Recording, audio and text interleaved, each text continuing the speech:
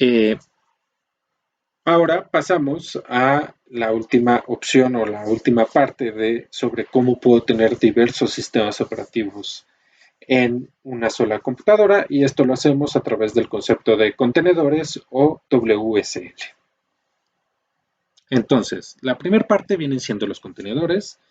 Como pueden ver en la imagen, es muy parecida a la estructura de las máquinas virtuales. Sin embargo, aquí tenemos una pequeña diferencia. Esta infraestructura ya no está controlada por el hypervisor, sino está controlada directamente por el sistema operativo anfitrión. Sí, y arriba del sistema operativo anfitrión se instala la aplicación que va a permitir crear estos contenedores. ¿Sí? Que los contenedores son básicamente como máquinas virtuales, pero más ligeras. ¿En qué sentido? Todas las ejecuciones o todos los comandos que hagamos en cada uno de estos contenedores no van a necesitar un sistema operativo tal cual en cada uno de ellos. Entonces nos libera bastantes recursos porque no tengo que estar instalando copias y copias y copias de diversos sistemas operativos en cada uno de estos contenedores. Las ejecuciones se van directamente al kernel del sistema operativo y por lo tanto son más óptimas, es decir, mejoran el tiempo de respuesta. ¿Sí? Entonces, como en las máquinas virtuales, puedo ejecutar dos o más sistemas operativos al mismo tiempo. ¿Sí? Sistemas operativos entre comillas, en el sentido de que no es que instale completamente el sistema operativo, instalo un kernel del sistema operativo, únicamente una base que se encarga de mandar los comandos directamente al sistema operativo anfitrión. Y entonces podría ser que aquí tenga un contenedor asociado a Ubuntu, otro contenedor asociado a Windows, no sé, NT, otro contenedor asociado a Debian, a Fedora, y así sucesivamente, a CentOS, ¿sí? Entonces tengo distintos contenedores, pero son más ligeros porque no estoy instalando todo el sistema operativo. ¿Sí? Entonces eso nos lleva al siguiente punto. Son contenedores más ligeros, nos reducen el espacio que estamos consumiendo en disco duro, nos reducen la cantidad de recursos necesaria para ejecutar a cada uno de estos contenedores y a su vez, como pasa con las máquinas virtuales, no necesitamos particionar el disco duro. Otra vez, todo lo que almacena este contenedor se guarda en un archivo que genera el sistema operativo y el sistema operativo lo ve como tal, un archivo que tiene cierta información. Entonces, en el momento que ya no necesitemos el contenedor y lo borremos, podemos deshacernos, borrar, eliminar ese archivo asociado al contenedor y liberamos el espacio. No hay problema de hacer particiones, de eliminar particiones, de ese tipo de cuestiones. Lo mismo que pasa con las máquinas virtuales, los contenedores tienen ciertas desventajas. En particular, los contenedores están enfocados a procesos específicos. No significa que no pueda instalar distintas aplicaciones en un contenedor. Sí, sí se puede hacer, pero al hacerlo, entre más aplicaciones sean, el contenedor va a tener va a parecerse más cada vez a una máquina virtual. ¿En qué sentido? Por cada aplicación que yo tenga que instalar, necesito instalar librerías asociadas al sistema operativo para poder ejecutar esas aplicaciones. Entonces, entre más aplicaciones tenga un contenedor, más librerías tengo que instalarle y por lo tanto ya estoy instalando el sistema operativo completo en vez de únicamente una versión ligera de ese sistema operativo. Entonces, realmente esto nos conviene cuando vamos muy enfocados a una única aplicación. Por decir algo, queremos ejecutar Python, pues únicamente queremos ejecutar Python y creamos un contenedor asociado a Python, no a otra cosa. De esta forma, sí se vuelve una ventaja usar este tipo de sistemas de contenedores. Y lo que pasa con las máquinas virtuales. Se comparten recursos, por lo tanto el rendimiento se ve comprometido, se ve afectado. Ahora, ¿qué es lo que pasa? Si únicamente tengo un contenedor, dos contenedores en mi sistema operativo huésped, no va a ser, el rendimiento no se va a ver tan afectado como si tuviera igual dos máquinas virtuales en mi sistema operativo huésped. ¿Esto por qué? Porque como es ligero, digamos, tengo un contenedor asociado a R y un contenedor asociado a Python.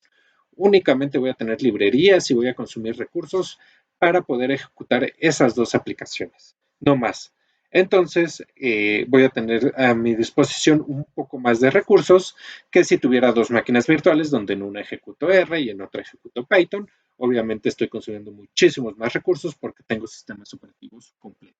¿Sí? Entonces, en ese sentido, el contenedor es muchísimo mejor o está más enfocado a este tipo de procesos específicos. Para el caso en que nosotros estamos aprendiendo, a lo mejor no es lo ideal. ¿Por qué? Porque todavía no conocemos muy bien Linux y por lo tanto queremos tener acceso a todo el abanico de aplicaciones, librerías y posibilidades que nos ofrece Linux para aprender un poco más sobre este sistema operativo, y tener un contenedor nos va a limitar. ¿Sí? Sin embargo, se los comento, existe la posibilidad, aquellos que sí lo quieran hacer, y además, a lo mejor más adelante, cuando están aquellas personas que se vayan ya a la parte de cómputo de alto rendimiento y ese tipo de cuestiones, van a ver que hay ciertas ventajas en cuestión a compatibilidades cuando necesites librerías muy específicas para ciertos cálculos. Entonces, puedes hacer el uso de un único contenedor sobre tu máquina y entonces no desconfiguras tu máquina, pero a la vez usas esas librerías tan específicas particulares para hacer los cálculos que necesitas. Y por último, algo que es similar, digamos, es un punto intermedio entre contenedores y máquinas virtuales, pero se podría considerar que es más similar a un contenedor, es el WSL, que es el acrónimo de Windows Subsystem for Linux. Entonces, ¿qué es lo que pasa? La arquitectura es algo similar a lo que ven aquí, es muy parecido a una máquina virtual, a diferencia de que realmente en este caso, el kernel de Linux no está montado sobre el kernel de Windows, sino a la par del kernel de Windows. ¿Esto qué significa? Que ambos kernels tienen acceso directo a los recursos del sistema, de la computadora, y por lo tanto no está limitado uno debido al otro. ¿Sí? Y esto ayuda muchísimo a la latencia en el sentido de que todos los comandos y las órdenes que mandamos desde uno de los dos responde relativamente igual en cuestión a tiempo porque no tiene que pasar a través del otro. Entonces, un Windows Subsystem for Linux básicamente es una consola ligera de Linux. Y quiero hacer énfasis en consola porque realmente no vamos a tener el ambiente gráfico de Linux como si instaláramos una máquina virtual con Ubuntu o un Ubuntu vía Dual Boot. ¿Sí? No vamos a tener acceso a este ambiente gráfico, lo que vamos a tener acceso es a la consola, lo cual para nuestro caso está bastante bien porque justamente es lo que queremos, aprender a ejecutar comandos en consola, y entonces usar este tipo de recursos nos va a dar acceso a ejecutarlos. Ahora, también nos va a permitir ejecutar binarios de Linux de forma nativa en Windows 10. ¿Eso qué significa? Yo puedo instalar programas de Linux de forma que los pueda utilizar en Windows. ¿Sí?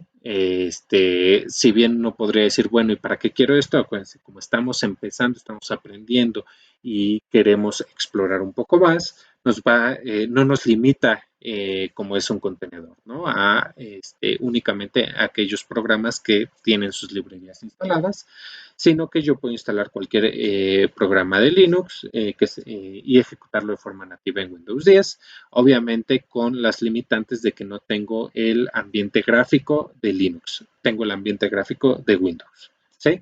Entonces ahí hay ciertas limitaciones, pero en general, digamos, cualquier cosa que pueda ejecutar en consola lo voy a poder instalar aquí. El desempeño es mejor en comparación con las máquinas virtuales, ¿sí? Entonces es una ventaja, porque si no, uno diría, bueno, pues me quedo con una máquina virtual porque aparte también tengo el ambiente gráfico. En este caso, el desempeño es mucho mejor y entonces podemos aprovechar mejor los recursos. El sistema está integrado, es decir, el Windows Subsystem for Linux está integrado directamente al sistema y por lo tanto responde mejor. Y además podemos interactuar con los archivos del sistema. ¿Qué significa esto? Si yo desde la consola creo archivos o carpetas o cosas de ese estilo, puedo irme al explorador de archivos de Windows y los voy a poder visualizar. Y viceversa, si yo desde el explorador de archivos creo una carpeta, creo archivos, cosas así, desde la consola voy a poder también ver esos archivos y manejarlos. Entonces, tenemos, digamos, ahí esa ventaja de los dos mundos. Puedo yo ejecutar comandos para crear, modificar y este tipo de cuestiones de archivos, y a la vez puedo usar el explorador de Windows para visualizar qué es lo que está pasando y entender qué es lo que hace realmente cada uno de estos comandos y poder aprender un poco mejor qué es lo que estoy haciendo en Linux. Y al final, no, por último, no menos importante, es que solamente consume recursos al ejecutar un comando. A diferencia del contenedor o de la máquina virtual, que yo tengo que asignarle cierta cantidad de recursos para que puedan ejecutar, y a pesar de que no estén ejecutando comandos, tienen cautivos esos recursos para el momento en que lo necesiten. Windows Subsystem for Linux realmente lo que hace es que comparte esos recursos con Windows. Entonces, si yo en algún momento necesito usar el procesador para hacer cálculos de alto rendimiento, en principio puedo usar todo el procesador, o bueno, lo que esté disponible del procesador, salvo los sistemas operativos, para hacer ese cálculo. Y en el momento que acabe, va a liberar por completo el procesador y voy a poder ejecutar algún otro programa en Windows sin tener que hacer yo nada. Lo mismo pasa con la memoria RAM. Si en algún momento estoy cargando mucha información a memoria RAM desde Linux, va a ir agarrando la memoria RAM conforme necesite. No necesito asignársela desde un principio. Y entonces cuando la libere, automáticamente la voy a tener a mi disposición para ejecutar otras cuestiones en Windows o cosas de ese estilo. Y entonces, a diferencia de lo que pasaba en los contenedores y las máquinas virtuales, es que se las tenía que asignar desde el principio y me las tenían cautivas. Y entonces, en este sentido, optimizo mejor el uso de recursos y por lo tanto, tengo un mayor control sobre qué es lo que estoy ejecutando, si lo quiero parar o no, y no tengo que preocuparme tanto por ese tipo de configuraciones. Entonces, por tal motivo, nos vamos a enfocar a aprender Linux a través de Windows Subsystem for Linux. ¿Por qué? Porque, como les mencionaba, tiene, digamos, las ventajas que tenemos, que queremos para cuando alguien está aprendiendo, a la vez de que realmente tenemos acceso a una terminal de Linux. Y entonces aquí les muestro justamente más o menos una consola de Linux. ¿Sí? Entonces nosotros aquí podemos ejecutar comandos y irnos acostumbrando a cómo va a trabajar la consola de Linux, y a la vez yo minimizo, cierro la consola y ya otra vez estoy en Windows y puedo acceder a los navegadores, buscar información y ese tipo de cosas. Entonces, digamos que de alguna forma tenemos lo mejor de los dos mundos. Por una parte, el ambiente gráfico de Windows, que es muy amigable, muy intuitivo, y por otro lado tenemos la consola de Linux, donde tenemos acceso a un montón de programas que nos van a servir para aumentar nuestras capacidades en computación. En la siguiente unidad vamos a estar trabajando con esta consola, entonces los primeros temas, o lo que nos vamos a enfocar en los primeros temas, es cómo instalar Windows Subsystem for Linux y cómo activarlo para poder empezar a trabajar en Linux desde Windows. En caso de que alguien quiera usar alguno de los otros temas, ya sea Dual Boot, máquina virtual o contenedores, me lo hace saber y les comparto recursos que les explique cómo hacerlo.